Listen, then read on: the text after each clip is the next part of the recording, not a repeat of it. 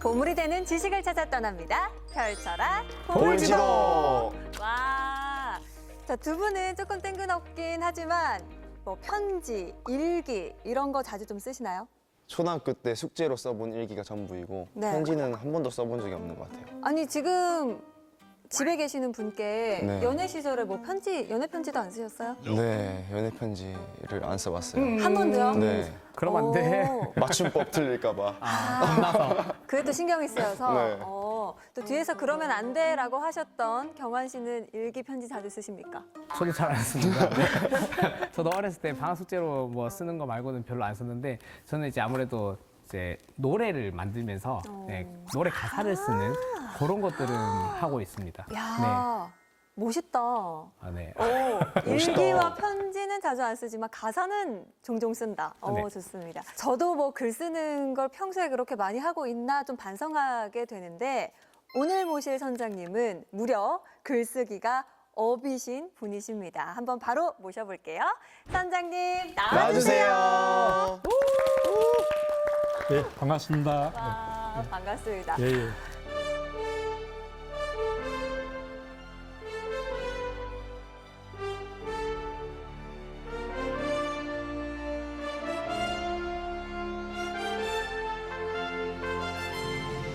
네, 선장님은 아무래도 뭐 일기, 편지 이런 거는 자주 쓰시겠지요?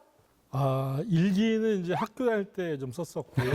저 역시도 이제 일기보다는 주로 페이스북이나 이런 SNS에 글을 자주 쓰는 편입니다. 그게 약간 이제 일기의 효과가 있더라고요, 보니까요. 그렇죠. 편지 대신 이제 이메일이나 그 카카오톡 편지로 이렇게 많이 소통을 했었습니다. 사실 저희가 그런 게 필요한 거거든요. 편지, 일기가 아니더라도 말씀하신 것처럼 메신저로도 우리가 주고받는 게 맞습니다. 글이니까 예, 예. 오늘 글쓰기의 달인이신 만큼 아마 요령이나 매뉴얼 같은 것들을 잘 가르쳐 주시지 않을까 싶습니다. 자, 그럼 박수로 시작해 보도록 할게요. 예.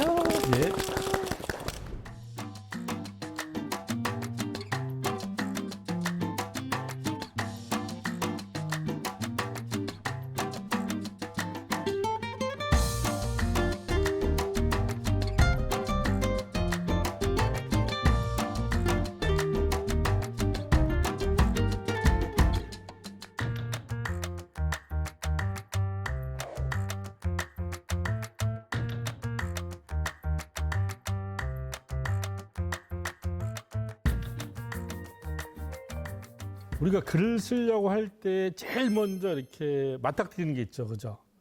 그게 뭘까요? 멘붕. 네, 멘붕 그렇죠. 네. 네, 맞습니다. 또 다르게 얘기하면 두려움이죠, 두려움. 막막한 맞아요. 느낌. 도대체 이 왜 글을 쓰려고만 하면은 우리가 멘붕에 빠지고 두려움을 느끼고 울렁증을 느낄 것인가? 그럼 도대체 이 멘붕, 그다음에 울렁증, 두려움의 정체는 무엇인지 여러분들하고 한번 같이 제가 한번 알아보려고 합니다. 먼저 그걸 잘 알아야 또 그걸 극복할 수가 있잖아요. 그죠? 그럼요. 제가 이제 하나 이제 이렇게 여러분들한테 퀴즈를 내려고 합니다. 네. 여러분들 앞에 상자 하나 놓였다고 쳐봐요. 네. 빈 상자입니다. 그 상자에 이제 뚜껑을 이렇게 닫았어요. 네. 그러면 그 안에는 이제 그냥 어둠만이 가득하겠죠, 그죠? 그렇죠? 네. 그 상자의 옆구리를 이렇게 쫙 뚫었습니다. 그러면 상자 속에 있는 어둠이 이 구멍 밖으로 스르 나오겠죠, 그죠? 어둠이 나온다기보다 빛이 들어가지 않을까요? 근데 우리 정인욱 선수님은 고개를 끄덕거리셨어요, 아까. 예. 저도 끄덕여버렸어요. 예, 그러니까 네. 이 고개를 끄덕거리는 분들의 말이 맞다고 한다면은 네. 이 물리학을 완전히 새롭게 써야 돼요. 야, 창의적이다, 창의적이다. 예, 물리학을 새로 써야 됩니다. 빛은 이동을 하는데 왜 어둠은 이동을 못 할까요? 이게 바로 제가 여러분들한테 드리는 질문입니다. 글쓰기와 이게 관련이 있는 거구나. 그럼요. 무슨 관련이지? 빛은 그냥 이렇게 만들 수 있는 거고 어둠은 끄면은 어두워져서 그런 거 아닌가요? 실체가 없습니다, 어둠은. 예. 사실. 예. 정말 탁월한 답을 하셨어요. 오, 정답을. 만일 상자 속에 우리가 물이나 연기를 넣어둔다고 한다면 구멍을 뚫으면 걔들이 밖으로 나오겠죠, 그죠? 네. 그러니까 실체가 있는 것들은 다 이동을 하게 돼 있어요. 근데 어둠은 실체가 없어요. 어둠은 뭐냐면은 그냥 빛이 없는 상태에 이름만 붙여놓은 거죠. 빛이나 연기나 물은 이름도 있고 실체도 있는 거잖아요. 네. 이름과 실체가 이렇게 맞붙어 있어요. 이걸 우리가 명실상부라고 하는 겁니다. 우리가 느끼는 두려움도 이 어둠하고 똑같은 겁니다. 네. 글쓰기에 대한 두려움도 마찬가지예요. 그러니까. 하나 더 이야기를 해볼까요? 자, 우리가 이제 골목길을 막 걸어가요. 걸어가다가 갑자기 뱀을 발견합니다. 그럼 얼마나 놀랍습니까? 그죠? 정말 철렁하잖아요. 그죠? 네. 그런데 자세히 보니까 뱀이 아니라 새끼줄이었어요. 네. 그러면 그냥 두려움은 순식간에 사라졌죠. 그죠? 뭐냐면 그게 뱀이 아니라 새끼줄이라는 사실을 확인하는 순간에 두려움은 싹 사라지는 거예요. 맞아요. 글쓰기의 요령을 정확하게 알면은 멘붕, 두려움, 울렁증 다 사라질 수가 있어요. 그러니까. 네. 그래서 제가 이제 바로 이렇게 상자의 비유를 든 겁니다.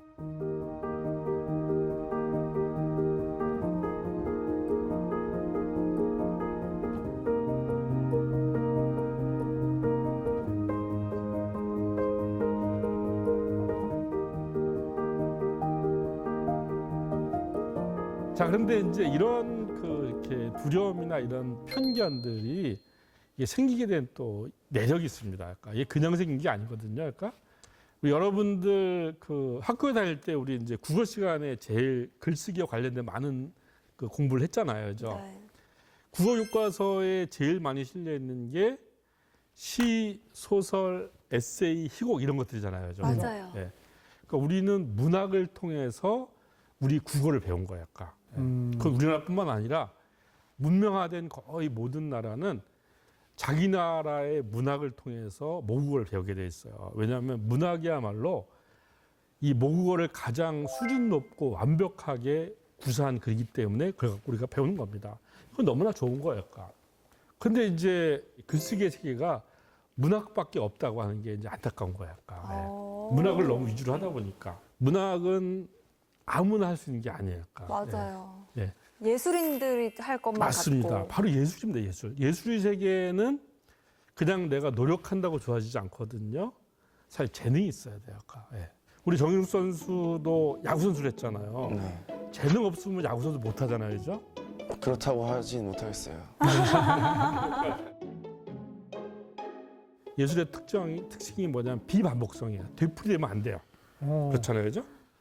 또 창조성. 너무 어렵다. 늘 새로워야 돼요. 네. 자, 그런데 우리가 이제 학교를 졸업했어요. 졸업하고 이제 사회 나갔어요.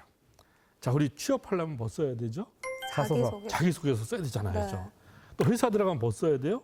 기획서, 제안서. 맞아요. 네. 뭐 보고서, 그다음에 또 업무용 이메일도 써야 되고 네. 어떤 경우는 SNS 글도 써야 되고 홍보자료도 써야 되고 이렇게 많은 글들 써야 됩니다. 그러니까 일을 하는 과정이 전부 다 글을 쓰는 것과 다 연결이 되어 있어요. 맞아요. 네. 근데 이것들을 우리가 뭐라고 하냐면은 얘들은 문학이라고 이름을 붙이지 않아요. 그러니까 앞에 시, 소설, 희곡 이런 건 문학 글쓰기라고 한다고 한다면 얘들은 실용 글쓰기라고 해요. 실용 글쓰기. 우리는 실용 글쓰기를 하면 살아야 되는 거예요. 그러니까. 문서 작성. 네. 그렇죠. 이거를 합쳐서 얘기하면은 기술입니다. 기술. 기술. 네, 기술입니다. 예술과 기술은 어떤 차이가 있을까? 사실 이 보면 예술과 기술은 미묘하게 같기도 하고 좀 틀리기도 하거든요. 예술 세계는 반복되면 안 되지만 기술 세계는 반복할 수 있어야 돼요. 똑같은 원리로 하면 계속 같은 결과가 나와야 돼요. 그렇죠? 네. 그다음에 여기는 재능보다도 시간과 노력을 들이는 게 더 중요해요. 네. 이게 바로 이제 예술과 기술의 차이예요. 이 기술의 세계를 가장 잘 보여주는 게 뭐냐면 바로 운전면허예요. 운전면허. 네. 이 운전면허 여러분들 딸라면 이제 운전면허 학원에 등록하죠, 그죠? 네. 교관이 이제 차 옆에 타요, 그래가지고 뭐 이 핸들 조작 요령, 뭐 주행, 돌발, 뭐 주차, 정차 뭐 다 배우잖아요, 그죠? 네. 근데 교관이 여러분들한테 그런 걸 가르쳐 줄 때 어떤 방식으로 가르쳐 주나요? 네, 화내시면서. 네, 어디서 배운 거? 어디서 제 도대체 경험. 그런 교관을 만나셨을까? 우리 이게 정말 멋있는 분한테 이렇게 화내는 교관은 정말 멋진 사람입니다. 근데 대부분의 교관들은 뭐냐면 그런 것들을 공식으로 가르쳐 주잖아요. 모든 사람들은 바로 어떤 기술을 공식으로 배우고 시간과 노력을 들으면 다 할 수 있는 게 바로 운전의 세계예요. 그런데 여러분들 바로 실용글쓰기의 세계가 이렇게 운전면허하고 똑같은 거예요. 그러니까 누구든 할 수 있다. 네. 아, 공식을 배우고 시간과 노력을 들이면은 누구나 쓸 수 있는 게 바로 실용글쓰기 세계예요. 그러니까. 갑자기 그래서- 자신감이 생겨요. 예, 그렇죠, 그렇죠. 예. 그리고 우리 너무 글쓰기를 신비하고 있어요. 약간 막 그냥 이거는 도저히 내가 할 수 있는 게 아니야. 이러다 보니까 아예 시도조차 안 해보잖아요. 그런데 우리가 몇 가지 어떤 내용들을 좀 알고 그것대로 하면은 글쓰기라고 하는 것이 그렇게 어렵지만 않아요.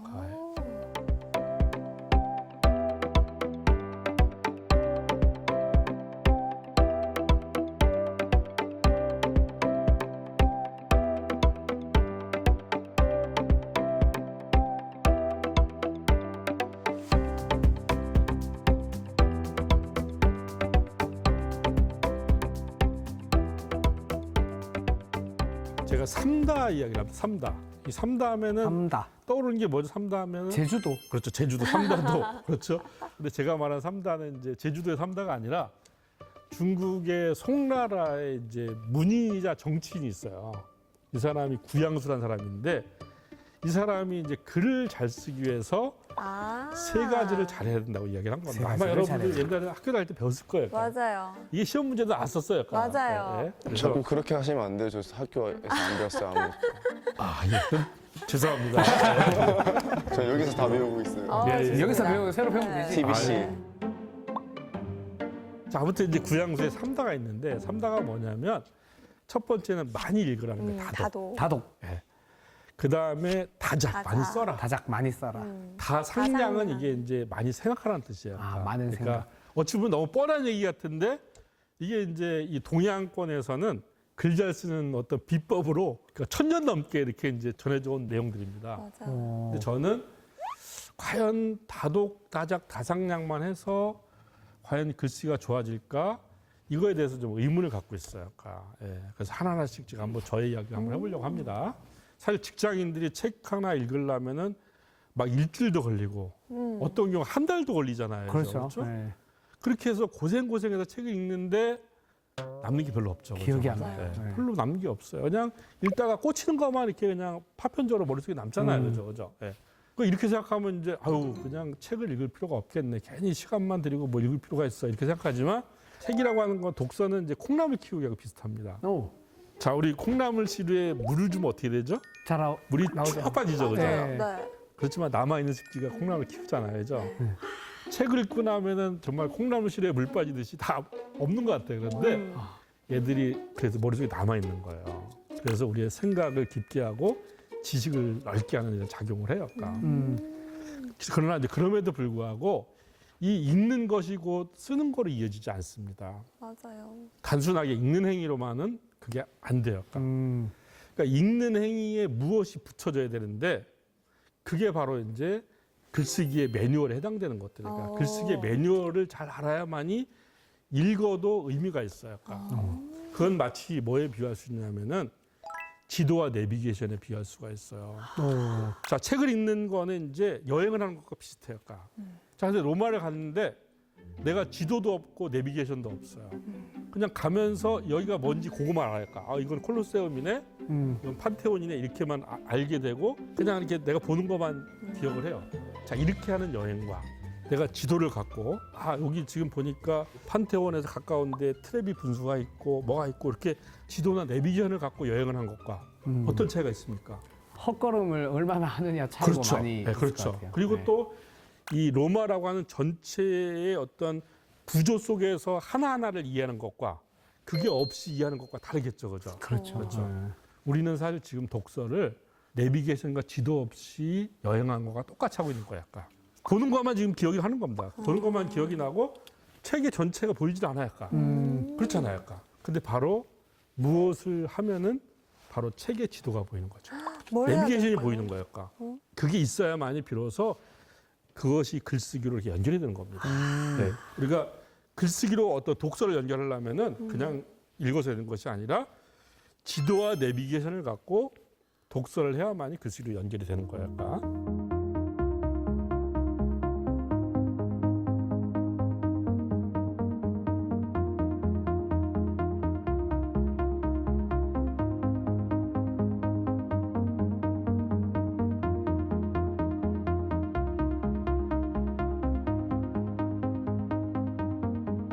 자, 또 하나는 이제 많이 쓰면 정말 좋아지는가. 이거는 이제 정말 저와 관련된 정말 이렇게 우픈 이야기를 하나 여러분들한테 들려드리려고 합니다.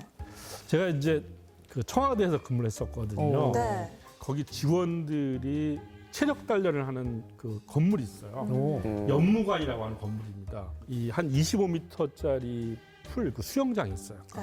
이제 수영장에 등록을 해서 이제 열심히 막 했어요. 네. 제가 이제 고향이 충북 괴산입니다. 오, 충청도. 그래서 어릴 때부터 괴강에서 막 이제 이렇게 어릴 때부터 막 헤엄을 쳐서 제 딴에는 뭐 정말 수영하는 데가 자식다 이렇게 생각을 했었어요. 그러니까. 그리고 이제 역시 딱 이제 수영장을 왔으니까 열심히 이제 했죠, 그죠? 네. 한 10분 지나고 나서 제가 또 발견한 놀라운 사실이 있어요. 그 수영장에서 네. 가장 많은 물을 튀긴 사람이 저예요. 아, 그런데 가장 속도가 안 나는 사람이 또 다른 거니까. 비효율적으로. 네. 어. 예전에 이제 시골에서 헤엄칠 때는 전혀 몰랐는데 네. 거기 딱 그 수영장 풀에서 하니까 정말 창피한 생각이 들더라고요. 근데 그거를 이제 거기에 수영 코치가 이제 네. 본 거예요. 보고 이제 제가 그때 국장이었거든요. 그러니까 아 저기 국장이 이렇게 수영하시면 안 됩니다. 아. 네, 여러분 이제 일단 옆 사람한테 많이 피해가 가고 그리고 일단 국장님한테 좋지 않아요. 그러면은 그러니까 운동을 하는 효과도 없고 그다음에 또 이제 이 수영을 하면서 뭔가 자꾸 이제 실력이 쌓아가야 되는데 실력도 안 는다고. 아, 이쯤 되면 어떻게 수영하셨는지 너무 궁금해요. 여러분들 상상에 맡기겠습니다. 네. 딱 수그리고 들어가서 그럼 어떻게 해야 됩니까? 그랬더니 동작 하나하나를 다 처음부터 배우셔야 됩니다. 그래서 코치한테 제가 자유형, 평형 동작을 다 배웠어요, 새로. 새로 이제 배우신 거네요. 예, 그랬더니 자유형이 제가 알고 있는 자유형이 아니에요. 이름만 같았군요. 네. 네. 평형이 제가 알고 있는 평형이었어요. 평형이 아니에요. 그래서 저는 네. 그냥 개형을 친 거예요, 그러니까 개형을. 네. 제가 그때 생각을 했었죠.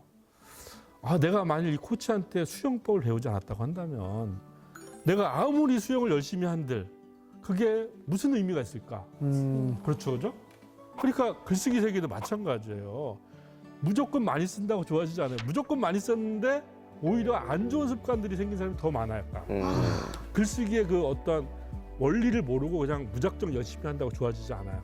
다장만이 답은 아니군요. 맞습니다. 예.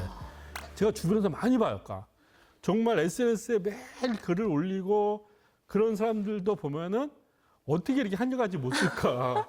안타까운데 제가 맞아요. 차마 말을 못 하겠어요. 왜냐면 그 사람이 아니 그러면 오늘 그럼 같이 제가 제일- 정인욱 씨는 도화지 같은 제일 맞아요. 유리한데요. 맞아요. 네. 맞습니다. 우리 정인욱 선수는 희망을 갖고 오. 강의를 듣고 그다음에 이 강의를 들으시는 시청자분들도 진짜. 나는 글쓰기에 대해서 아무것도 몰랐는데 생각하시는 분들일수록 더 희망을 갖을 수가 있어요.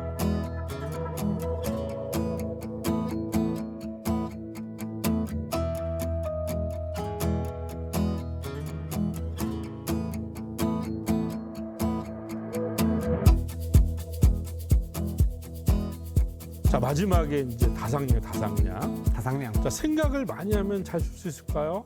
아니요. 그럼 걱정만 많아질 것 같아요. 맞아요. 네. 우리가 생각을 많이 하는데 이게 글로 연결되지 않는 이유는 뭐냐면 생각이라고 하는 것을 잘 보면은 생각은 끊임이 없어요. 그러니까 맞아요. 꼬리에 꼬리를 물고 막 이어지잖아요. 그죠? 네. 그렇죠?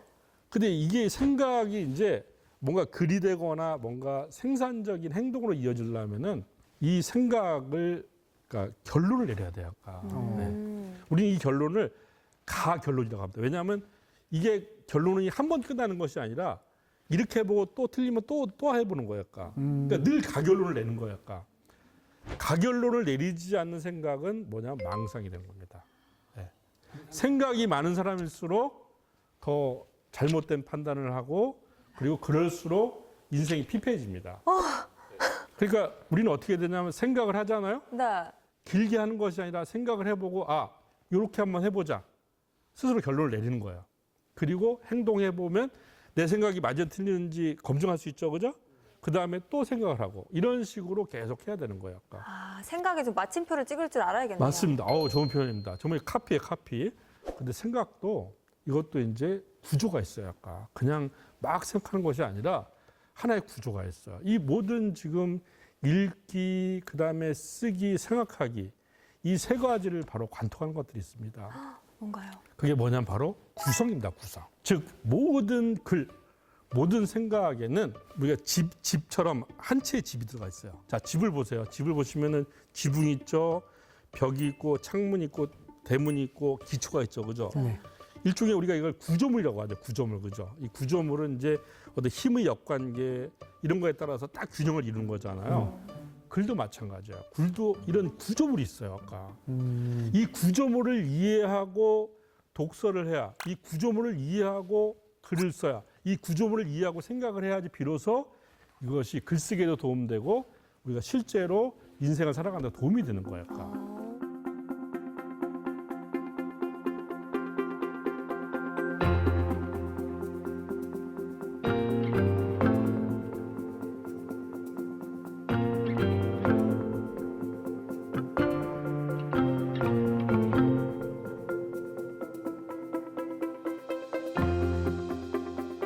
자, 근데 구성이라고 하니까 막연하죠, 그죠? 여러분들. 그러네요. 근데 여러분들 구성을 다 배웠어요. 학교 언제요? 다닐 때.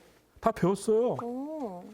여러분들 학교 다닐 때 구성 배우지 않았나요? 3단 구성, 아, 네. 서론, 본론, 결론. 결론. 4단 구성, 기승전결. 연결. 5단 구성, 발단, 전개, 위전적. 다 배웠잖아요, 그죠? 맞아요. 근데 여러분 이 구성 배워서 뭐에 써먹었죠? 시험 문제 풀 때. 맞아요. 맞아요. 저게 예문을 딱 내주고 다음 예문은 구성의 어느 부분에 해당됩니까? 맞아요. 맞아요. 사지선다형 문제 이렇게 딱 좋잖아요, 그죠? 네. 안타깝게도 우리는 저거를 그냥 시험 보는 데만 써먹고 저거를 독서나 글쓰기에 연결해 본 적이 없는 거예요. 오, 진짜 그래 본 적은 네, 없는 것 그렇죠. 자, 그래서 제가 이제 우리가 학교 때 배웠던 바로 그 구성의 원리를 글쓰기에 적용할 수 있는 방식으로 제가 다시 설명을 해보려고 합니다. 네. 자, 보세요. 3단, 4단, 5단 이렇게 나눠져 있지만 서, 기, 발단. 글은 시작을 해야 되죠, 그죠? 시작을 해야 돼요. 그 다음에 결, 결말 끝내야 되죠, 그죠? 네. 그 다음에 중간을 하나로 보느냐, 두 개로 보느냐, 세 개로 보느냐의 차이만 있는 거예요. 그러니까 이건 뭐냐면 하나의 구성 원리에 대한 세 개의 버전인 거예요. 자, 글쓰기의 구성은 지금 어떻게 되냐면 시작을 해요. 그 다음에 중간을 이어가고 마무리를 하는 거예요. 너무나 쉽지 않아요, 그죠? 네, 듣기에는 쉬워요. 네, 네. 그러니까 시작하고 중간 이어가고 마무리하는 마무리하고. 거야. 근데 이것만 갖고 이제 글을 쓸 수 있으면 좋겠지만 이거 갖고 글이 안 됐잖아요, 그죠? 네. 못 써요. 그러면 시작은 어떻게 시작을 해야 되지? 시작이 뭔가 글에서 이렇게 하는 역할이 있을 거 아니에요, 그죠? 또 오인이가 중간이 던져야죠. 그래서 차지하는 역할이 있을 거 아니에요, 네. 그죠? 또 마무리가 그래서 하는 역할이 있잖아요. 이 역할을 알아야만이 거기에 맞는 내용을 넣을 수가 있단 말이에요. 아까. 우리가 글을 쓸 때 보면은 어떻게 시작할지 일단 막막하죠, 그죠? 네, 맞아요. 시작이 막막하죠. 네. 여기서만 막히는 거예요, 아까. 네. 근데 첫 문장을 못 떼요. 맞습니다. 네. 예, 정말 다들 첫 문장을 쓰다 지우면서 몇 맞아요, 시간을 맞아요. 보내고 포기를 안 써요. 합니다. 결국은 포기하고 아유 그냥 안 네. 쓰는지 아니면은 또 꼭 써야 되는 글이면 아유 그냥 될 대로 되라 이런 식으로 쓰잖아요. 아까 시작은 한마디로 피싱입니다. 피싱. 피싱. 예, 낚시. 오. 예. 보이스 피싱 말고요. 아, 네. 피싱입니다. 예. 여기서 말하는 낚시라고 하는 거는 네. 시작에서 독자의 관심관계를 낚아채야 돼요. 아, 썸네일. 낚아챈다. 그렇죠. 네, 오. 마치 썸네일이랑 똑같은 거죠. 맞아, 맞아. 아, 우리 하나를 얘기하니까 정말 진막. 열을 이해하는 아주 정말 네. 훌륭한 부분입니다. 예. 자, 여러분들 저기 신문 기사를 볼 때 네. 우리 뭐 보고 선택하죠? 헤드라인. 헤드라인. 헤드라인 보고 선택하죠. 네. 헤드라인이 끌려 있잖아요, 그죠? 그렇죠. 맞아요. 헤드라인 재미없으면 알잖아요, 그죠? 네. 그렇죠?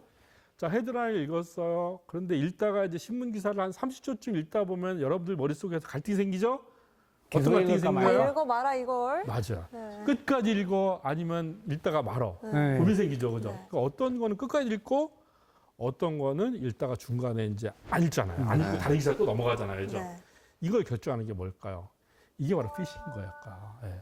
지금 뭐냐면 독자한테 무언가 이 유인 요소, 흥미와 관심을 주는 요소가 있어야만이 사람들은 그 기사를 끝까지 읽는 거예요. 오. 맞아요, 맞아요. 네, 이거 실제로 흥미가 이제 있어야지. 한번 이 분석을 해봤어요. 독자들은 어떤 글을 읽었을 때 30초 안에 피싱 이게 느껴져야만이 3분간을 집중할 수가 있어요. 또 3분간을 집중해야 30분간 지속적인 관심을 갖는 거예요. 아까. 즉 뭐냐면 내가 글을 썼는데 이 글이 독자한테 끝까지 읽히고 관심을 받기 위해서 적어도 30분간 관심을 갖기 위해서 우리는 어떻게 해야 되냐면 30초 안에 피싱을 해야 되는 거예요. 이걸 못하면은 아무리 뒤에 좋은 내용을 집어넣어도 독자가 아닌데 무슨 소용이 있습니까? 맞아요. 근데 이제 우리나라 사람들이 이 처음부터 이렇게 또 중요한 얘기를 안 해요, 또 우리나라 사람들은 중간, 네. 마지막에 그걸 자꾸 하려고 해요. 그러니까. 말이 반전 길어. 주려고. 예. 그러다 보니까 글이 지루해지고 이제 사람들한테 선택을 못 받는 거예요. 그러니까 먼저 피싱을 해야 돼요. 근데 이 피싱은 대체로 이제 두 가지 방식이 있어요. 그러니까 하나는 실용적인 피싱이 있어요. 실용적인 네, 피싱. 필요한 그러니까 것인가? 독자 입장에서 이거 나한테 필요한 거네, 중요한 거네. 이게 바로 실용적 피싱이에요. 오. 비실용적 피싱은 뭐냐면 이거 재밌어. 맞아요. 재밌어요. 호기심이 확 유발돼. 이게 바로 비실용적 피싱이에요. 그러니까 실용적이든 비실용적이든 우리는 피싱을 해야 되는 거예요. 아, 이게 그러면 정보가 좀 있거나 그렇죠. 흥미가 좀 생기거나 그렇죠. 이래야겠네요. 그렇죠. 릴스나 쇼츠도 그런 식으로 많이 판단을 맞습니다. 하니까. 그래서 이 러시아의 소설가이자 희곡 작가 안톤 체홉이라는 사람이 있습니다. 벚꽃 동산이라고 아주 유명한 희곡, 우리나라에서 상당히 많이 듣었는데 그걸 쓴 안톤 체홉이 이렇게 이야기해요. 여러분들이 글을 쓰면 종이를 반으로 접으세요. 그리고 반을 자르세요. 앞에 있는 걸 확 버리세요. 이렇게 얘기해요. 아. 그 얘기 뭐냐면 뜸들이지 말고 예열하지 말고 빨리 본론을 중요한 것도 빨리 보여줘 라는 얘기예요. 이렇게 피싱을 해야 되는 겁니다. 자, 중간은 뭘까요? 가끔 이제 인터넷으로 기사 보다 보면은 이런 기사 보죠. 뭐 연예인 누구누구가 곧 결혼 이런 기사 뜨자 보죠. 네. 정리 곧 결혼 뭐 이런 거. 네. 좋아한다. 아니 이렇게 또 또 보내주세요. 하라고요? 네, 좋아한다. 옛날에. 그러면 이제 사람들이 깜짝 놀랄 거 아니에요. 그죠? 둘이 결혼해? 그리고 클릭을 해봐요. 그럼 뭐죠? 안에 내용이 드라마 내용이다. 무슨 드라마에서 무슨 영화에서 아우. 이렇게 어우 그렇죠. 열받아. 바로 네. 나가야지. 그렇죠. 우리가 낚였네. 그런 예. 기사를 뭐라고 하냐면 어뷰징 기사라고 합니다. 어뷰징 기사는 뭐냐면 인터넷 언론은 이제 독자가 클릭하는 거에 따라서 광고비가 나와요. 그러다 보니까 이 낚시 장사를 하는 거예요. 제목 장사를 하는 거예요. 낚시성 기사. 그렇죠. 자, 이런 그 어뷰징 기사는 독자를 피싱하는데 성공했어요? 실패했어요? 성공은 했어요. 성공했잖아요. 네. 그런데 가보니까 근거가 있어요? 없어요? 없어요. 없어요. 근거가 없으면 우리는 읽는 사람은 속았다. 그 글에 대해서 완전히 신뢰를 잃어버리게 되겠죠. 그렇죠? 네. 그렇죠? 자, 바로 중간에 할 역할은 뭐냐면 우리가 시작에서 독자의 관심을 낚아챘잖아요. 그렇다고 한다면 거기에 합당한 바로 근거를 제시하는 거예요. 근거. 그러니까 글의 대부분을 차지하는 게 중간인데 이게 전부 다 근거예요. 근거. 예. 이 근거에는 어떤 사실을 얘기할 수도 있고 또 자기의 경험을 얘기할 수도 있고 또 어디 비유를 얘기할 수도 있고 뭐 인용, 통계, 논리 이렇게 다양한 우리가 근거를 제시하는 게 바로 중간에 할 역할이랄까. 네. 마무리는 뭘까요? 마무리는 우리가 이제 보통 글의 마무리라고 한다면 이제 뭐 글을 이제 이렇게 잘 갈무리하고 총정리하면 되는 거 아니야라고 생각하지만 그렇게 해서는 좋은 글이 될 수가 없어요. 좋은 글은 뭐냐면 글을 읽는 독자에게 생각의 변화, 행동의 변화를 줄 수 있는 메시지를 끝나야 돼요. 아까 메시지. 메시지가 있어야 된다. 네, 그렇죠. 아. 메시지가 있는 글이 좋은 글이에요. 아까 글쓰기 영역에 보면 마케팅 글쓰기라고 있습니다. 네. 이 마케팅 글쓰기는 이제 우리 제품을 많이 팔기 위해서, 우리 서비스를 많이 팔기 위해서 이제 SNS나 이런 그 블로그를 통해서 글을 쓰는 것들인데요. 이 마케팅 글쓰기를 이제 두 가지 유형을 한번 실험을 해봤어요. 하나는 이 제품 너무 좋아요, 이 서비스 너무 좋아요까지만 써요. 그리고 또 하나는 이 제품이 이렇게 좋고 그래서 여러분들이 구매를 하기 위해서는 이렇게 해야 돼요. 이 서비스를 이렇게 해야 돼요. 그러니까 메시지가 들어간 글과 그렇지 않은 거를 이렇게 독자들한테 노출시켜 봤어요. 네. 그랬더니 메시지가 들어가지 않은 글에 대해서는 독자들이 구매 행동이 일어나지 않아요. 약간. 메시지가 들어간 글에서만 구매 행동이 일어나는 거예요. 약간. 설득이 됐군요. 그렇죠. 그러니까 우리는 그냥 이렇게 좋게 얘기했으면 다 사람들이 구매하는 거 아니야? 라고 생각하지만 절대 그렇지 않다는 거예요. 약간. 명시적으로 글도 마찬가지로 글은 일종의 생각을 마케팅하는 행위잖아요. 그죠? 바로 행동의 변화, 생각의 변화를 줄 수 있는 메시지로 끝나야 돼요. 그래서 우리가 시작에서는 독자의 관심 흥미를 낚아채고 그다음에 중간에 근거를 제시하고 마무리해서 메시지를 던져야 돼요. 그래서 피싱, 리즈닝 메시지 이렇게 이제 우리가 볼 수가 있습니다. 그럼 피렘에 그렇죠. 이걸 이제 다르게 쫓기게 피레미가 돼서 피레미 그죠? 피레미 그래서 앞자를 이렇게 따서 생선처럼 그런 거예요. 맞습니다. 피레미 아시죠?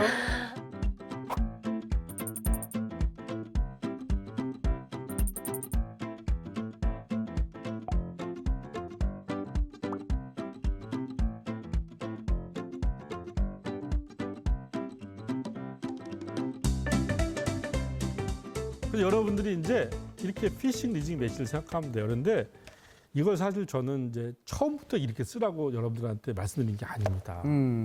처음부터 이렇게 쓸 수가 없어요, 아까. 그거 지금 되게 막막하거든요. 그렇죠. 그러니까 뭐냐면은 사실 글이라고 하는 것은 처음부터 완벽하게 쓰려고 하면은 다 실패버립니다. 노인과 바다, 누굴 위하여 종을 눌리나 이걸 썼던 소설가 이름이 뭐 누구죠? 어네스트 해밍웨이. 맞습니다. 이게 노벨 문학상을 받은 해밍웨이잖아요. 해밍웨이가 뭐라 그랬냐면은 모든 초고는 쓰레기라고 그랬어요. 노벨 문학상을 받은 사람들조차도 자기 초고 처음 쓴 글이 쓰레기라고 얘기하는 거였까. 근데 글이라고 하는 것은 바로 이 쓰레기를 장미로 만드는 거였까. 바로 이 쓰레기를 장미로 만드는 건 뭐냐? 바로 퇴고입니다. 글을 고치는 거죠. 고치는 그러니까 과정. 처음부터 완벽하게 쓰려고 하면은 시간도 많이 걸릴 뿐만 아니라 그다음에 머릿속에서 막 생각들이 막 이렇게 용수숨 쳐야지 좋은 글이 나오는데 생각이 얼어붙어야 할까. 맞아요. 마치 동결 건조가 되듯이 네. 얼어붙어요. 그래서 처음에는 글을 그냥 막 쓰는 거야. 약간. 그걸 막 의식의 쓰려고 합니다. 흐름대로 막 써도 됩니까? 그렇죠. 처음에는? 맞습니다. 예. 아. 또 우리가 할 수 있는 방법은 뭐냐? 시간을 정해놔요. 내가 30분 정해놓으면은 30분에 30문장을 써야겠다. 1분에 한 문장을 써야겠다. 그냥 이렇게 하는 거예요. 그러면은 진짜 신기하게도 그 분량을 채우기 하기 위해서 머릿속에서 브레인스토밍이 일어나요. 이게 바로 마구쓰기입니다. 마구 쓰는 거예요. 마구 써놔요. 그래서 이렇게 쓴 거를 종이로 확인하는 거예요. 네. 이게 바로 뭐냐면 바로 디자인 싱킹이 되는 겁니다. 머릿속에서 그냥 아이디어를 발전시키는 것이 아니라 머릿속에 있는 것을 눈으로 볼 수 있는 형태로 만들고 여기서 또 개선해 나가는 거예요. 일단 좀 이게- 약간 시각화를 시켜 놓으면 그렇죠. 훨씬 앞으로 나가기가 편하겠네요. 그렇죠, 그렇죠. 눈으로 볼 수 있는 형태로 우리가 사고를 하듯이 마구쓰기를 이렇게 해요. 그러고 난 다음에 이 마구쓰기 한 것에서 글을 고칠 때 바로 제가 말씀드렸던 피싱, 리징, 매칭을 생각하는 겁니다. 여기 이것 중에서 무엇을 시작을 하는 게 제일 좋을까? 그러니까 시작은 쓰는 게 아니라 선택하는 거죠. 첫 줄을 뭘 쓸 것인가 고민하지 말고 일단 다 쓰고 난 다음에 그다음에 그 중에서 시작할 거를 끄집어내죠. 그걸 끄집어내고 나면은 이제 그거에 대한 근거가 필요하잖아요. 네. 그럼 훨씬 구체적으로 고민이 되잖아요. 그러니까 이렇게 해 나가라고 하는 게 바로 이제 글쓰기의 원리입니다. 아까. 그럼 이렇게 네. 막 촬영해놓고 편집하는 거랑 똑같은 거예요? 맞습니다. 그렇죠. 프로그램도 편집으로 완성이 되잖아요. 영화도 네. 편집으로 완성이 되잖아요. 그죠? 그것처럼 글쓰기의 세계는 퇴고로 완성이 되는 거예요. 근데 옛날에는 이게 힘들었어요. 옛날에는 퇴고하는 게 엄청 힘들었어요. 왜냐하면 옛날에 원고를 썼잖아요. 작가가 이렇게 지필실 보면 막 원고지 숨긴 게 막 그냥 네. 방에 잔뜩 있잖아요. 그죠? 과장이 아니군요. 네. 진짜로. 예. 정말 고통스러운 과정이었는데 지금 우리가 그렇게 할 필요가 없어요. 우리 컴퓨터로 글 쓰잖아요. 그렇죠. 예. 퇴고하는 게 너무나 쉬워요. 그냥 F3 지정해가지고 옮기면 되잖아요. 그렇죠. 맞아요. 그렇죠. 네. 너무나 쉬워요. 그러니까 옛날처럼 다시 쓰지 않아도 돼요. 그러니까. 지금은 뭐 퇴고하기 너무 편한 시대네요. 맞습니다. 예. 그래서 바로 그 퇴고를 할 때의 원리가 바로 이렇게 피싱, 리즈닝, 메시지가 필요하다는 것이죠. 제가 한번 예문을 갖고 한번 이야기를 해볼까요? 네. 사회복지 단체가 홍보하는 그런 이제 그 광고 문구예요. 자, 여러분들 첫 줄을 읽으면 어떤 생각이 드나요? 저기 나온 말대로 기억하지 말아야겠다, 신경 쓰지 말아야겠다 이런 생각이 드나요? 그냥 더 관심 가요. 관심- 더 관심을 갖죠, 그죠? 네. 아니, 왜 도대체 기억하지 말라고 하는 거야? 왜 신경 쓰지 말라는 거야? 왜 그러는 거야? 궁금증이 확 생기죠, 그죠? 네. 그러니까 여러분들 그러면 피싱에 걸려드는 거예요. 어그로. 예. 뭐냐면은 걸려들었다. 이 궁금증이 해소돼야만이 이 글을 이제 끝낼 읽는 수 걸 있어. 멈추게 돼 있어요. 맞아요. 그러니까, 예. 당신이 돕지 않다면 어차피 세상을 곧 떠날 아이니까요. 이 아이에게 관심을 주지 마세요. 꿈이 무엇인지 잘하는 것이 뭔지 궁금해하지 마세요. 당신이 돕지 않다면 어차피 아무것도 되지 못할 것이니까요. 자, 이 아이를 기억하지 말고 신경 쓰지 말아야 될 근거를 제시하고 있죠, 그죠? 네. 그렇죠? 네. 그렇지만 동의가 되나요, 안 되나요? 안 돼요. 안 되잖아요. 마음이 그죠? 너무 불편해요. 그렇죠, 그렇죠. 네. 그다음 보세요. 하지만 우리는 알고 있습니다. 당신은 그리 냉정하지 못하다는 것을. 바로 이게 뭐냐면은 앞부분은 근거고 뒤에 부분은 반박 근거랄까. 둘 다 근거인 거니까. 이 그렇네요. 근거를 한번 네. 트위스트를 딱 줘가지고 사람들한테 더 궁금하게 만드는 거예요. 오. 그래 마지막에 당신을 기다린다 이렇게 얘기하는 거예요.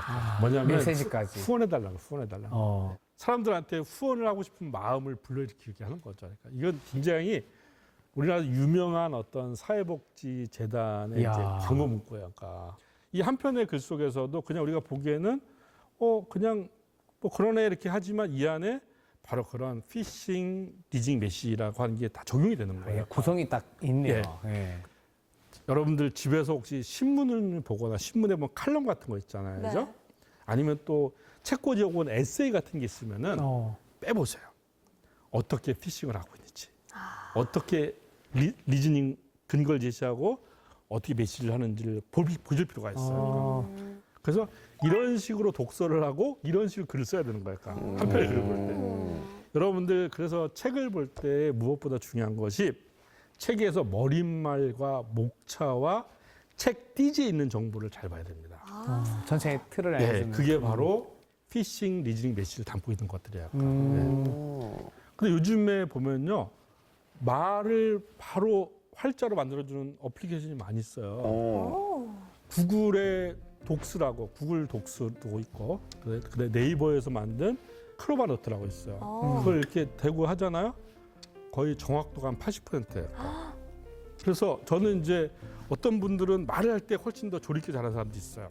그런 분들한테 굳이 타이핑할 필요 없어요. 말로 바로 할 수 스마트폰으로 다 있게. 말을 하는 거예요. 말을 하고 그 말에 있는 내용을 갖고 그게 초고가 되지 않습니까? 그 초고로 피싱, 리징 메시지를 해보는 겁니다.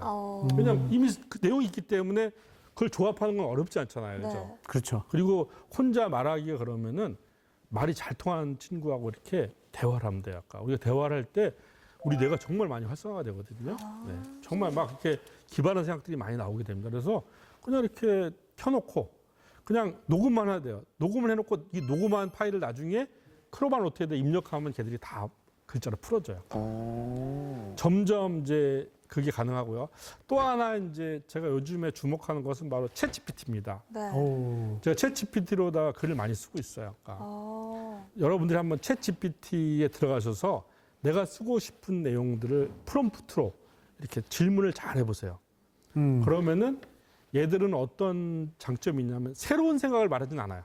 그런데 예를 들면 이런 이슈에 대해서 꼭 얘기해야 될 것을 첫 번째, 두 번째, 세 번째, 네 번째 이렇게 딱 범주를 그려줘요. 그리고 그 범주가 있으면 거기에 나의 생각도 추가하고 또 추가적인 검색을 통해서 한 편의 글을 완성할 수가 있어요. 근데 사실 챗GPT 말씀을 해주셨으니까 말인데요. 요즘에는 챗GPT가 글을 또 워낙 잘 쓰잖아요. 예. 그래서 뭐 꼭 우리가 글쓰기를 잘할 필요가 있나? 우리보다 더 잘 쓰는 챗GPT가 있는데 이렇게 말씀하시기도 하거든요. 맞아요. 그럼에도 불구하고 우리가 글쓰기를 과연 연습을 해야 되나? 예, 그렇죠. 이런 질문을 또 할 수가 있을 것 제가 같아요. 한번 역으로 질문을 드려볼까요? 네. 자, 전자계산기가 생겨서 네. 연산을 전자기기가 다 하고 있죠, 그죠? 근데 우리가 수학을 할 필요가 있나? 이렇게 묻나요? 안 묻죠, 그죠? 과거에는 수학을 잘하는 것은 연산을 잘해야 수학을 잘하는 거였어요. 그런데 전자계산기가 등장하면서 연산은 다 전자계산기가 하고 있고 네. 인간은 그걸 바탕으로 더 고등한 수학 문제에 집중하고 있잖아요, 그죠? 야. 여러분들 챗GPT는 뭐냐면 글쓰기의 전자계산기가 똑같은 겁니다. 범주 설정한 걸 그대로 베껴서 쓰는 사람이 있겠죠, 그죠? 근데 어떤 사람은 그거에다가 자기의 창의적 생각과 더 추가적인 검색을 해서 더 훌륭한 글을 쓸 수 있는 사람이 있어요. 그러니까 이런 얘기를 합니다. 앞으로 세상은 챗GPT를 잘 활용하는 사람과 그렇지 않은 사람으로 나눠질 것이고 챗GPT의 등장으로 인간의 어떤 그 유용성이 사라지는 것이 아니라 챗GPT를 이용하지 못한 사람이 사라진다는 얘기예요. 바로 이렇게 우리는 바로 글쓰기에도 이런 것들을 적극적으로 도입을 해야 돼요. 좋은 도구다라는 예, 그렇죠. 거죠. 글쓰기의 네. 도구가 이렇게 챗GPT도 있고 크로바노트도 있고 구글 독스도 있고 이런 많은 것들을 활용해서 바로 우리가 디지털 시대에 이런 글을 쓸 수가 있는 겁니다.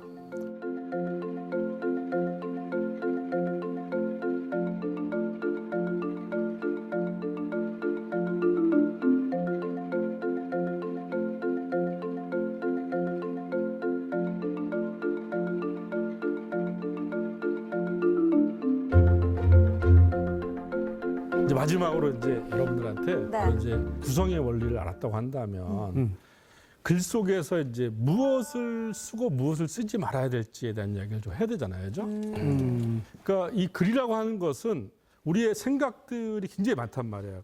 그다음에 또 현실에서 또 벌어진 게 많아요. 이걸 다 글로 옮기는 게 아니죠, 그죠? 네. 글로 옮길 가치가 있는 것만 선택을 해야 되는 거잖아요, 그죠? 제가 이제 여기 지금 TBC까지 오는데 서대구역에서 기차를 내려가지고 TBC 이 스튜디오까지 왔습니다. 자, 여러분들 제가 이 동작을 묘사하는데 몇 문장이면 가능할까요? 한 아, 문장? 글로 쓴다면? 네, 한 문장이면 가능하잖아요, 네. 그죠? 백승권 강사는 서대구역에서 택시를 타고 TBC 스튜디오에 왔다. 끝이요. 근데 제가 실제로 오는 과정은 어떨까요? 기차에서 내리죠. 플랫폼을 지나서 역을 빠져나와가지고 택시를 잡고 이 택시가 어떤 거리를 통해서 이 앞까지 왔고 이 앞에 와서 또 건물을 해서 엘리베이터를 타고 이렇게 엄청나게 많은 복잡한 과정인데 우리가 그거 쓰나요? 안 쓰나요? 안 써요. 안 쓰죠. 네. 그죠? 그냥 자 뭘까요? 글쓰기라고 하는 것은 현실을 요약하는 일이라는 거야. 약간. 현실을 다 전달하는 것이 아니라 요약해 전달하는 거야. 약간. 요약하라. 네, 현실 요약. 그래서 글쓰기를 다르게 표현하면은 거대한 코끼리를 작은 냉장고에 집어넣는 것이 필요할 수가 있어요. 약간. 코끼리 냉장고에 넣는 그렇죠. 방법. 예. 우리 저기 선생님 코끼리 냉장고에 집어넣는 거 알고 계세요? 어떻게 하죠?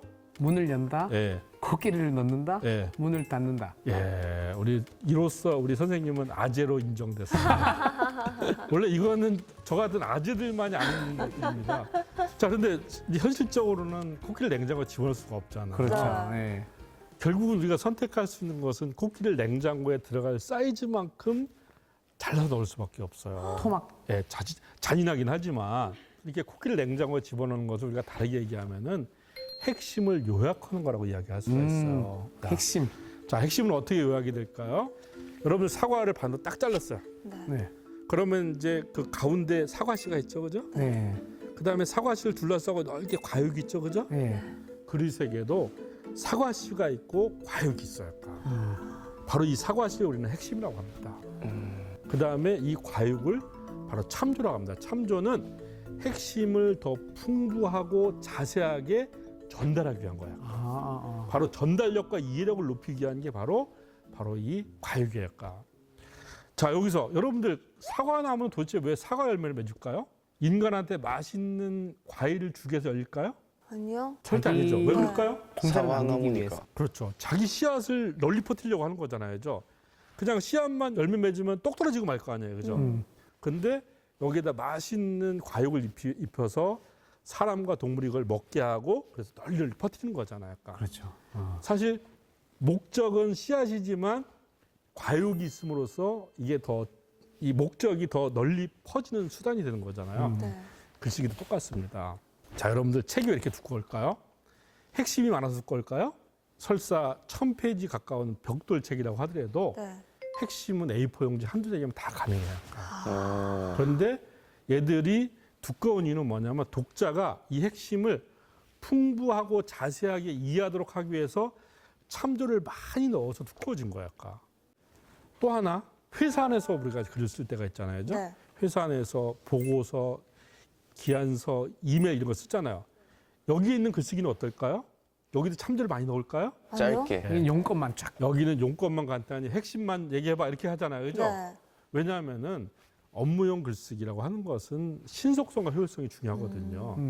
그렇기 때문에 참조를 굳이 얘기하지 않아도 핵심만 꼭 얘기할 수가 있어요. 왜냐하면 이 업무용 글쓰기는 익명의 다수를 독자로 대상으로 한 게 아니잖아요. 네. 회사 안에서 같은 직장 사람들끼리 소통하는 거잖아요.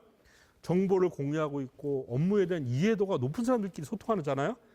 이런 사람들한테는 핵심만 전달하는 거야. 아까.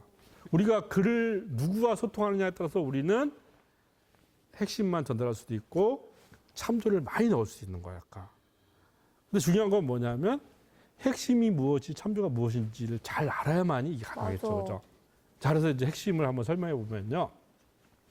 핵심은 이제 우리가 영어로 뭐 코어나 뭐 키포인트라고도 하고요. 이걸 이제 우리말 유효사전에 찾아보면은 뭐 골자, 요점 중에 이렇게 다양스럽게 쓰입니다. 근데 핵심도 법칙이 있어요. 아까 다양스럽게. 법칙이 있어요? 그 법칙은 뭐냐면 바로 용건, 그다음에 이유인 거예요. 아까. 그러니까 실용 글쓰기 같은 경우는 네. 항상 용건이 있어요. 그러니까 용건 없는 글은 존재하지 않습니다. 예. 근데 용건만 얘기해서는 안 되고 바로 근거와 이유가 필요한 거예요. 그러니까. 그래서 이제 한 편의 글 속에서 어떻게 용건, 근거가 만들어지는지를 제가 한번 예문을 한번 준비해봤어요. 아까 여러분들이 아마 이제 이런 신문 칼럼을 보면은 쭉 읽고 아 좋네 이렇게 하고 말할 거예요. 아까 그렇죠? 네. 자 보시면은 디지털 사회에서 타인에게 말 걸기가 더욱 어려워지는 단절 시대가 찾아왔다. 이게 바로 이 글의 용건이에요. 아까 이런 판단 내용을 독자한테 전하기 위해서 이 글을 쓴 겁니다. 근데 여러분들 이 용건만 전했다고 쳐보세요. 그러면 사람들이 어떻게 반응할까요? 그런가? 틀린 말은 아닌 것 같은데 뭐 그냥 그렇구나 이렇게 반응하겠죠, 그죠? 네, 감흥이 없어요. 그렇죠. 근데 우리가 글을 써서 그냥 사람들한테 그런가 이런 반응을 이끌려고 글 쓰는 거 아니잖아요, 그죠? 네. 맞아, 정말 그러네. 뭔가 이렇게 공감과 동의의 반응을 이끌려고 하는 거잖아요. 자, 보겠습니다. 배달 앱 때문에 말을 하지 않고도 원하는 메뉴 손가락으로 꾹꾹 누르고 결제하면 돼요. 맞아, 맞아. 셀카봉 때문에 관광지에서 사진을 찍어달라는 말 하지 않고 사진 찍을 수 있어요. 맞아, 맞아. 자, 이 두 개의 근거를 들으면 아 맞아 정말 그러네 딱 네. 되겠죠, 그죠? 왜 디지털 사회가 단절의 시대가 되는지를 이 두 개의 근거가 얘기해 주잖아요, 그죠? 뭔가 이게 바로 슬프네요. 핵심이에요. 네. 아까. 이게 바로 핵심이라서 좋은 글이라고 하는 것은 이렇게 용건은 타당하고 근거는 구체적으로 생생해야 되는 거예요. 그러니까 좋은 글을 쓰려면은 바로 이 핵심의 법칙을 알고 용건 근거를 뼈대로 해놓고 거기에 내용 살을 붙이는 방식으로 이렇게 우리가 전달을 해야 되는 겁니다.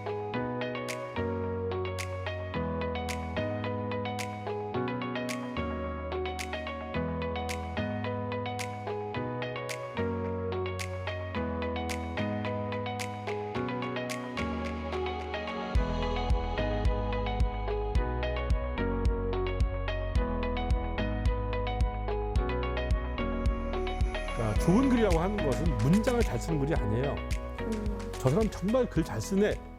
이런 평가를 받는 글이 좋은 글이 아니라 그 글을 읽고 아우 정말 제 마음도 왔다. 똑같아. 네. 너무 공감이 돼. 네. 이렇게 마음을 움직이는 글이 바로 좋은 글입니다. 여러분들 바로 이 마음을 움직이는 글을 쓰기 위해서 이렇게 타당한 용건, 그다음에 구체적이고 생생한 근거, 그다음에 피싱, 리징 메시지 바로 이 법칙을 잘 활용하시면은 누구나 좋은 글을 쓸 수가 있습니다. 그러면 선장님만의 잘 낚을 수 있는 문장이나 글을 써 내려가는 방법 같은 거 있잖아요. 예, 좋은 질문입니다. 네, 어떤 게 있을까요? 사실 이제 우리가 제일 좋은 건 자기 경험을 얘기하는 게 좋은데 네. 늘 내 경험이 이렇게 맞아떨어지지 않을 때가 많아요. 아까. 그럴 때 우리가 쓸 수 있는 좋은 피식의 방법은 바로 인용입니다. 인용. 다른 사람의 유명한 사람들의 말과 글을 인용하면서 시작하는 거예요. 아까. 그러니까 사람들은 어떻게 글을 보냐면은 읽는 것을 믿는 것이 아니라 믿는 것을 읽어요. 저거는 스티브 잡스의 글이야. 라고 믿기 때문에 읽는 거예요. 근데 스티브 잡스처럼 유명하지 않은 사람이 스티브 잡스와 비슷한 내용을 쓰면 스티브 잡스의 글만큼 사람들이 보질 않아요. 그렇잖아요. 그죠? 네. 그러면 이제 바로 이런 것을 인용을 통해서 내가 끌어들이는 겁니다. 사람들의 관심을. 내가 전하려고 하는 내용들을 아주 딱 대변해주는 인용문을 찾으면 그 글은 절반쯤 성공한 겁니다. 인용은 쭈뼛쭈뼛 조심스럽게 하는 게 아니라 당당하게 하는 거예요. 당당하게. 출처만 밝히면은 인용은 아무 문제가 없어요. 그렇죠. 그래서 네. 앞에서 딱 인용을 하고 글을 시작해 나가면은 글이 정말 이 권위가 생기고 신뢰성이 높아져요. 근데 오늘 이제 여러분들한테 말씀드리고 싶은 거는 이제 제가 그걸 하나의 명언을 한번 만들어 봤습니다. 오. 여러분들 주홍글씨라고 하는 소설 혹시 아시나요? 주홍글씨. 네. 예. 회의적인 세상이 지독한 의심으로 자신을 공격해도 언제나 자신을 믿어야 한다. 전 인류에 맞서 자신의 유일한 사도가 돼야 한다. 이 얘기는 뭐냐면 글을 쓸 때 내 스스로를 믿지 않으면 절대 안 됩니다. 그러니까 무엇보다 나를 믿고 나를 긍정하는 힘이 바로 글쓰기의 어떤 성공으로 이어진다는 사실을 마지막으로 말씀드리고 싶습니다. 나를 믿고 좀 자신감 있게 나의 이야기를 써 내려 가보자. 네. 네. 좋습니다. 저도 좀 자신감을 얻은 것 같아요. 네. 오늘 진짜 글쓰기에 대한 거의 뭐 A to Z에 대한 걸 다 들어본 기분인데 오늘 강의 또 선장님이 한마디로 정리를 해주셔야죠. 예, 바로 여러분들 법칙이 있으니까 법칙대로 하면은 우리가 운전면허 따서 평생 운전하듯이 법칙 배워서 평생 글 쓸 수 있습니다.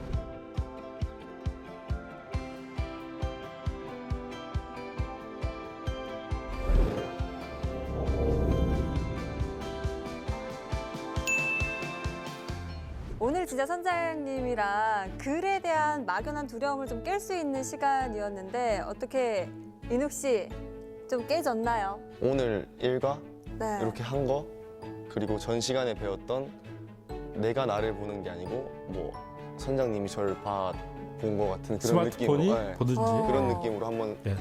시간이 된다면 한번 써볼까. 이야 뿌듯합니다. 뿌듯해. 내가 다 뿌듯하네. 네. 경환 씨는요? 또 우리 좋은 글은 좋은 수정의 과정을 거친다. 그래서 사실 지금 저희가 여러분들 보고 있는 이 보물지도라는 영상도 아주 좋은 편집을 거친 겁니다. 그래서 그 뒤에 맞아요. 아주 좋은 수정을 하기 위해서 많은 노력이 있었다는 거 여러분들 맞아요. 생각하시고요. 편지 없으면 큰일 나요. 여러분들 이 보물지도에서 정말 많은 지식들이 연결이 되고 여러분들도 그 메타인지 꼭 느껴보셨으면 좋겠습니다. 네. 아니 사실 글쓰기가 왜 기사를 쓰는 기자님들도 기사만 안 써도 되면 기자는 참 좋은 직업이다라고 할 정도로 쉽지만은 않습니다. 하지만 오늘 선장님이 알려주신 그 매뉴얼, 그 법칙대로만 차근차근 써내려 가보면 글쓰기가 조금은 가까워지지 않을까 이런 생각을 가져와 봤습니다. 오늘 백승권 선장님 덕분에 또 하나의 지식도감 이렇게 마무리를 해봤는데요. 다음에는 또 어떤 지식을 얻을 수 있을지 기대해 주시기 바랍니다. 함께 외쳐볼까요? 다음 주도 찾아라 보물지도!